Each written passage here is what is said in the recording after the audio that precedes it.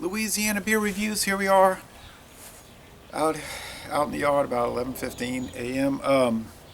Looking at the one and only Newcastle Brown Ale. Okay, why is that? Well, a little bit changed on this beer, and what changed was in 2015. 2015, they stopped using caramel color and went to natural brown color from the roasted malts. You'll notice that Foster's Premium Ale did the same thing. They went from caramel color added to natural coloring from the malts. I think this has to do with science and the public interest. You might regard them as science and the public nuisance, but they were putting pressure on the companies like, it causes cancer, you'll die. And apparently Newcastle had been using caramel color for decades, but they said, oh, okay. Heineken, who bought Newcastle in 2008, said, let's just change it. Okay, so I don't know if it tastes any different. I've had it for years. You might remember they had the dark brown cans, but they phased in these toffee colored brown cans. 14.9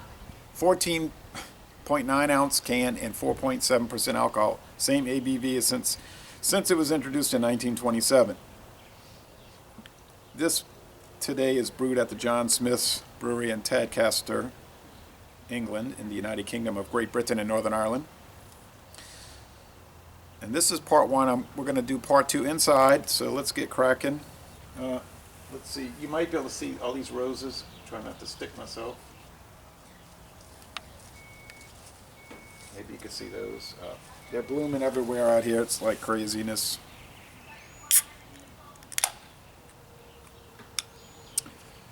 And when I go inside, I'll show you the deal I got on this beer. It was incredible, the deal.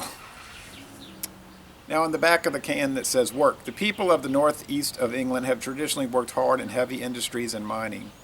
Industries like mining, steel, and shipbuilding. The brew, Colonel John Porter, took 3 years to create our award-winning brew to satisfy these hard-working people's thirst. Refresh. Now they give you some information. Their website doesn't tell you much. They have that nice looking can. I'll get it right. That car is starting to distract me. That glass, that Newcastle glass, which I've never actually been able to buy or seen to buy. Our recipe featuring 4 malt grains and 2 hop types has remained unchanged since 1927 and is still a refreshing, easy to drink dark ale with a clean finish. 4 malt grains and 2 hop types. They don't say what they are, but they say on the website, tilt glass, 45-degree angle, and slowly bring it to 90. People give me a hard time about pouring. I think that's one of my biggest complaints I get. People will say, and I don't mind them bringing up the topic, it's when they approach it with starting off with, hey, idiot, or something like that.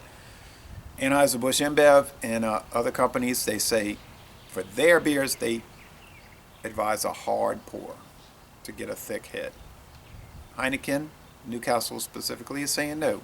For our beer and Guinness also, we want 45 to 90. Okay, so I figured they're brewing it, they know what they're talking about. The sun is way up in the sky, 85-degree angles, so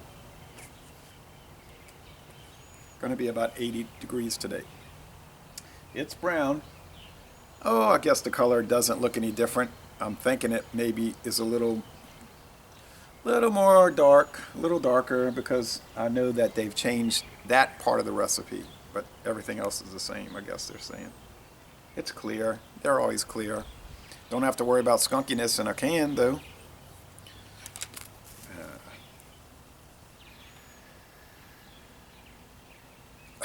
Smells the same. It's those medium to dark roasted malts.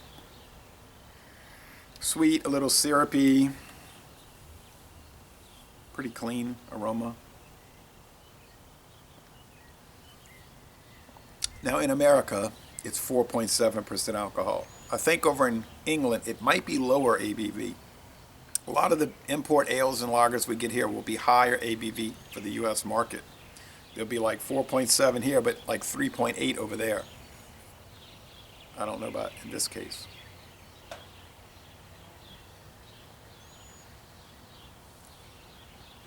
you know, sweet, roasted malt. Like a sweet brown bread, Roman meal bread, almost maybe even a spice bread, if you can believe it. Spiciness from those hops. It's got bitterness, but it's so mild. There's tea-like qualities, tea, tannins.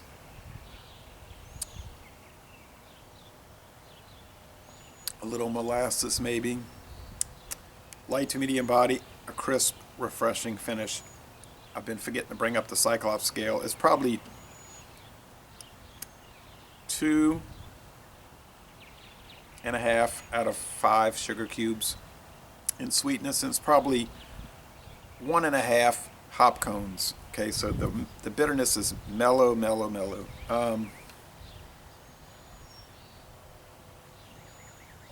If you've never had Newcastle Brown Ale, try it. I recommend it. Yeah, it's mass produced. Yeah, it's sold all over the world. No, it's not a craft beer. It never was. It was always a mass produced industrial product, okay? But it's really good. Now, in the clear bottles, you might run across one that's skunked. They sell the big clear bottles and the smaller bottles, 12 ounce, and then the bigger, like they're 17 ounce, 16.9 ounce. But regardless, if the beer is kind of kept out of the light, it shouldn't be skunked. But you'll notice that grocery stores, they take no precautions about light. So it's just the luck of the draw on that issue.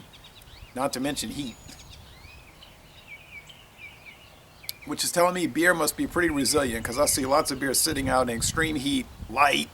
All the recommendations are not, that the companies give are not followed. But yet, usually they come out okay, so they're pretty resilient. That's a pretty resilient product, I suppose. Dynamite. Great beer and beer advocate, they hate it. Saying it's bad, but it's not bad.